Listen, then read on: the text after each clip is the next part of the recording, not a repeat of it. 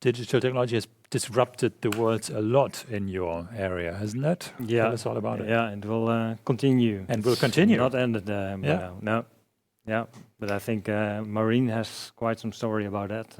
Yeah. And some doubts, huh? Yeah. Thank you, Maureen. Yeah, so there's quite a lot of information that you're providing. So there's a lot of analytical data, there's sensory data, all these kind of different data. Yeah, we have to do something with that. So imagine we would have a Google for food, a Google that is actually more smart than you are, that you can just ask questions like, which project should I improve first for the most benefit to DSM? Maybe also the most benefit to our customers. Then you also just heard the story about Daisy. Should be able to answer this question, but you actually need a lot of data to answer these questions. Not only text data, but also numerical data.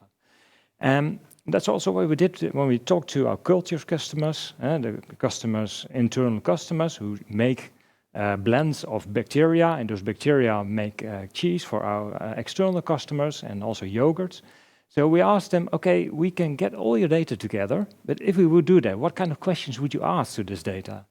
And then, yeah, it really became silence for a couple of seconds, a minute, but I'm not going to do it here, but at least it became silent. And then we thought, okay, we are actually asking them for something that they cannot really think of. Like Marcus, you also explained about the iPhone. Now we don't know, we can't do without it. Now it looks like a simple example. But then it looks like, yeah, this is really something difficult. So then we went into the user stories. We had some conversations with a group of people from cultures. What are the questions that you actually would like to ask? Just simple, start simple, and then build on it. And then we came up with a list of questions. And then we defined, okay, what kind of data do we have? What is really beneficial? Which questions are really beneficial for the long term and the short term? What is the quality? All these kind of things. And then we broke it down and said, okay, then let's first focus on this question. And then we, of course, need a lot of data.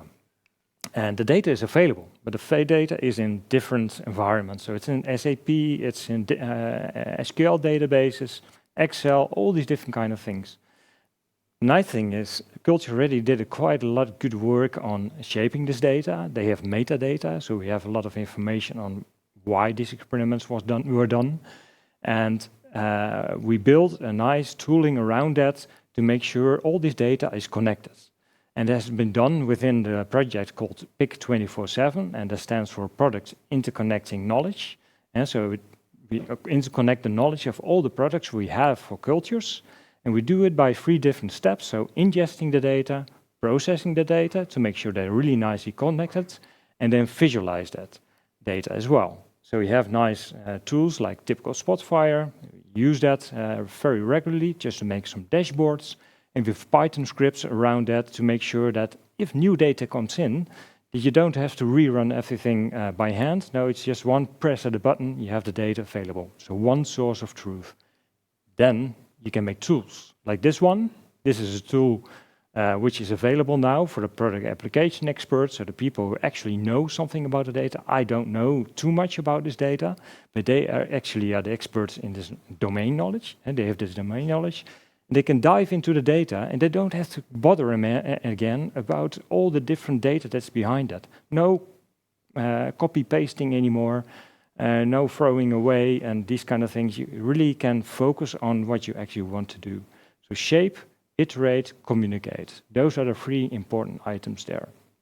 And the second thing is that is another web inform in this case, actually using the same data. And so you only have to shape this data once, and then you can build multiple tools. That's a nice thing.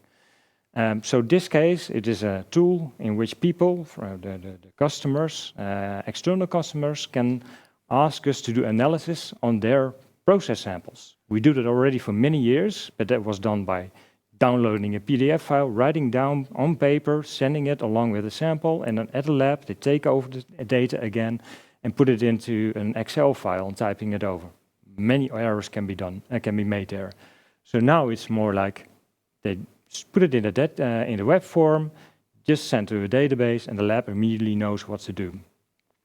So we can showcase it to anyone who actually is interested in it. So maybe this also will inspire others to make a more digital way of working, adding service also. And the very nice thing is that we presented this to Arla, and they were really excited, and they want to continue with this. And they also thought, well, can you do this? And can you actually build this? So then we really know we're on the right track.